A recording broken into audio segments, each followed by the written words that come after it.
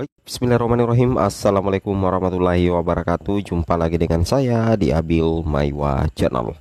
Jadi teman-teman, channel ini merupakan channel pendidikan tempat kita berbagi tentang aplikasi pendidikan, Microsoft Office, serta tips dan triks komputer. Jadi pada video kali ini teman-teman ya, kembali lagi admin akan mencoba mengupdate ya informasi baru seputar perkembangan P3K Guru tahun 2024, yang mana di sini ada kabar gembira ya terkait dengan hasil audiensi KDP honorer ke Jakarta ya, dan juga ke kantor Menpan RB akhirnya membuahkan hasil. Tentunya ini informasi valid teman-teman ya, karena ini merupakan salah satu informasi terbaru dari FGP-PNS yang diposting di salah satu website ya. Jadi KDP honorer itu ke Jakarta teman-teman ya, dan juga kantor Menpan RB untuk melakukan audiensi, dan ternyata membuahkan hasil. Ini tentunya menjadi kabar gembira ya bagi P1, P2, P3, P4 yang belum lulus di P3K 2023.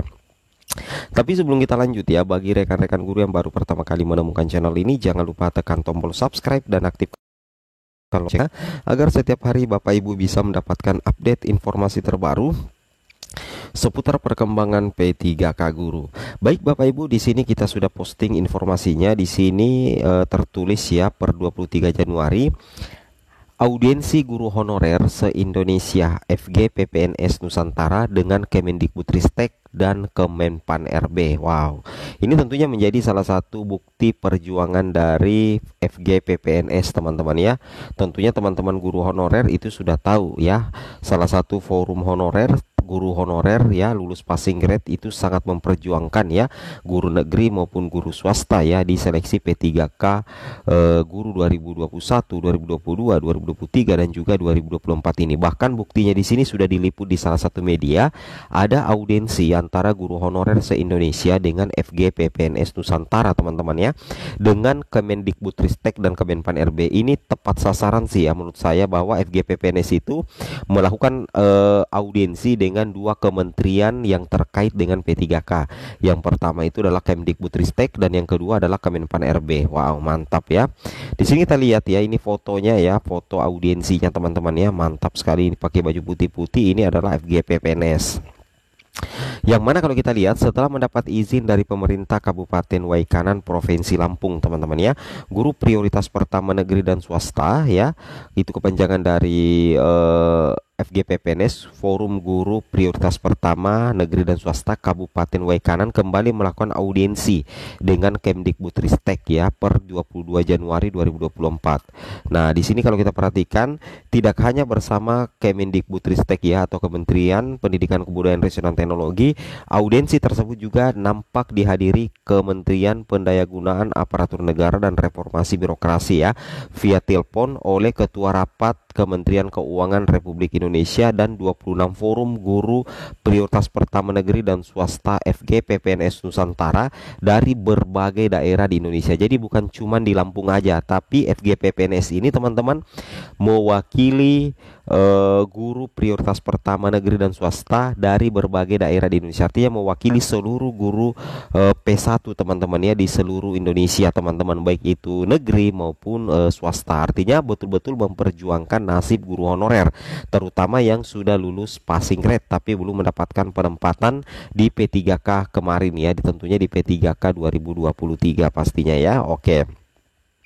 Nah, di sini kita lihat ya, Hasna ya, Ketua FG PPNS. Nah, ini Ibu Hasna teman-teman, Ibu Hasna SPD itu adalah merupakan Ketua FG PPNS Nusantara teman-teman ya, dari Palembang, yang langsung membuka audiensi itu, langsung menyampaikan terkait dengan suara dari Kemenpan RB tertanggal 31 Januari teman-teman ya, itu tertanggal 31 Januari telah menentukan pengajuan reformasi ya.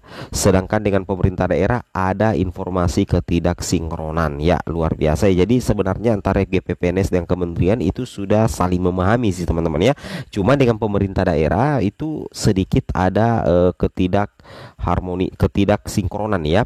Nah, yang mana kalau kita perhatikan sebagian Pemda sudah ada yang melakukan pendataan verifikasi formasi. Jadi untuk P3K 2024 tentunya langkah pertama dilakukan oleh pemerintah daerah adalah itu melakukan pendataan teman-teman. Apa yang didata? Yang didata itu adalah verifikasi formasi.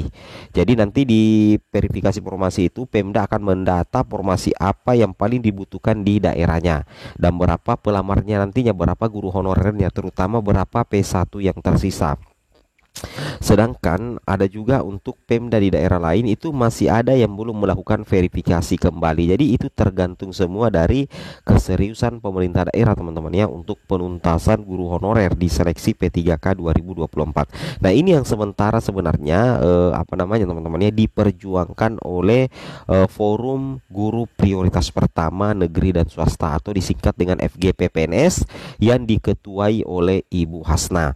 Nah, di sini dikatakan beliau juga menyatakan dalam audiensi ini tentunya dari masing-masing daerah itu telah membawa berbagai persoalan ya. Jadi dari perwakilan dari berbagai daerah untuk FGPPNS itu tentunya membawa persoalan, dan tentunya persoalan itu ada yang berbeda dan ada yang sama tergantung dari bagaimana sikap dan tanggung jawab dari pemerintah daerah masing-masing teman-teman ya, agar dapat membantu untuk menuntaskan permasalahan di tahun 2024 teman-teman terkait program guru P3K dapat tercapai. Seperti itu kira-kira ya, itu yang harus teman-teman bisa pahami ya. Jadi FGPPNS ini betul-betul melakukan audiensi dengan dua kementerian terkait, yaitu Kemdikbudristek dan juga Kemenpan RB dalam rangka untuk penuntasan teman-teman ya guru honorer terutama P1 ya di tahun 2024 ini. Tapi bukan hanya P1, ada juga P2, P3 dan P4, itu semuanya diperjuangkan oleh FGPPNS. Nah, di sini katakan tentunya kami juga meminta untuk penjelasan kode P menjadi P1 seperti di tahun lalu dan meminta formasi guru untuk diambil alih dari pemerintah daerah ke pemerintah pusat karena ketidaksinkronan terkait anggaran yang terjadi. Jelas Hasna SPD, Ketua FGPPNS Nusantara dari Palembang, membuka sekaligus memberikan pemaparan. Nah, jadi sebenarnya salah satu keinginan dari FGPPNS itu adalah bagaimana agar kode P itu bisa menjadi P1 ya. Kode P itu yang sudah lolos PG di tahun 2023 ya, agar bisa menjadi P1 nantinya ya. Nah, kemudian kedua adalah FGPPNS menginginkan agar formasi guru itu diambil alih oleh pemerintah pusat dengan asumsi bahwa pemerintah daerah itu belum sinkron terkait dengan anggaran yang terjadi. Ini dijelaskan langsung oleh Ibu Hasna ya, Ketua FGPPNS Nusantara dari daerah Palembang, sekaligus membuka sekaligus memberikan pengharapan. Ini diliput di salah satu website ya, di sini teman-teman ya, blog lah. Ini fotonya teman-teman ya, foto audiensinya dengan Kemenpan RB. Nah, sementara Hendra Leswan SPD, Ketua FGPPNS Kabupaten Waikana, meminta agar pemerintah melalui Kemenpan RB secara langsung memohon kepada pemerintah Kabupaten Waikanan untuk membuka formasi sebanyak-banyaknya pengadaan ASN P3K Guru tahun 2024 sebanyak-banyaknya bagi formasi guru honorer.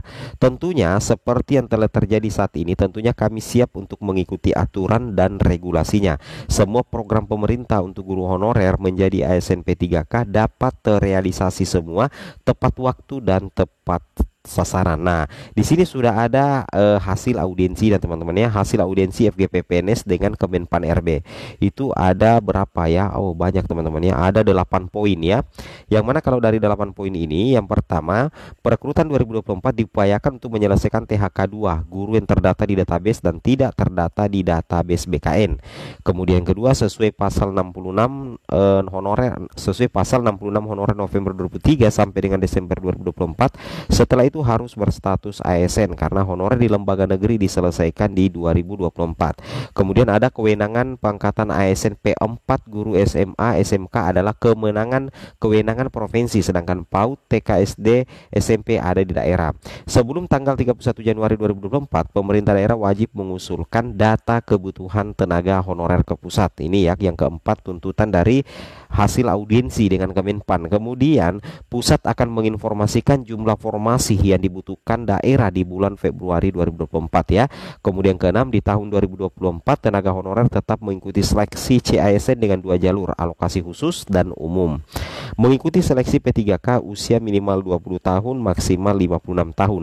Kemudian kedelapan, formasi di setiap daerah menyesuaikan anggaran daerah masing-masing karena belanja untuk aparatur terkunci dari pusat hanya 30-40% anggaran daerah. Nah, kemudian di sini juga ada hasil audiensi dari Kemendikbudristek, ada 4 teman-teman. Yang pertama, regulasi untuk formasi untuk tahun 2024 ternyata belum ada. Ini dari Kemendikbud ya.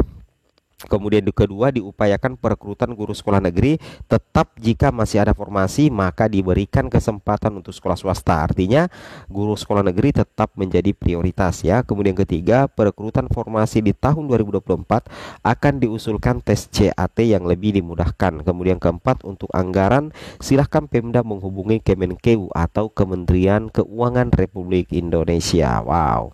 Nah, kemudian dari Kementerian Keuangan sendiri atas perintah langsung dari Bapak Presiden agar kiranya segera mengkonfirmasi kebutuhan ASN sebanyak-banyaknya untuk target menuntaskan THK 2, K2 dan tenaga honorer non ASN yang terdata di BKN tuntas semua di akhir tahun 2024. Artinya apa? Artinya di sini kalau kita lihat untuk prioritas penuntasan teman-temannya di tahun 2024 itu diperuntukkan untuk THK 2 juta. Yang pertama adalah P2 atau THK 2, kemudian tenaga honorer non ASN yang tentunya wajib terdata di BKN.